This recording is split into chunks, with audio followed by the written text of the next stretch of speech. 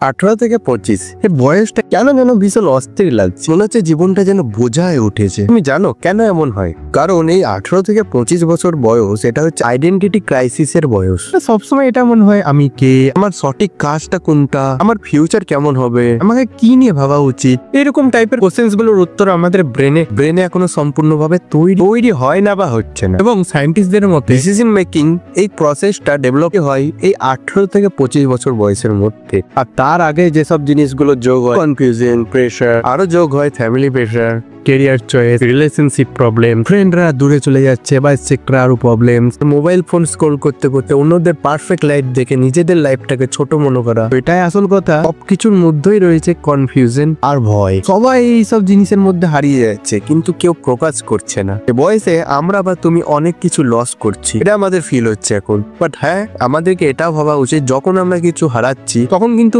নতুন কোনো জিনিস খোঁজারও চেষ্টা করছি। আর এই খোঁজার চেষ্টা যদি এখনো তোমার মধ্যে না আসে, যে বললাম বোঝার ক্ষমতাটা তোমার ব্রেনে এখনো জন্মায়নি, তো কিছু নতুন জিনিস খোঁজার চেষ্টা করো। যা হারিয়ে গেছে তার কোনোদিন আসবে না, যেটা আছে সেটাই ঠিক। যখনই তুমি একটা পারফেক্ট ডিসিশন নিতে শিখে যাবে, তুমি জীবনে কিছু করে দেখাতে পারবা। এমনই ডার্ক কন্টেন্ট দেখার জন্য না চ্যানেল সাবস্ক্রাইব করো। বাট হ্যাঁ, সবকিছুরই কিন্তু একটা শেষ আছে।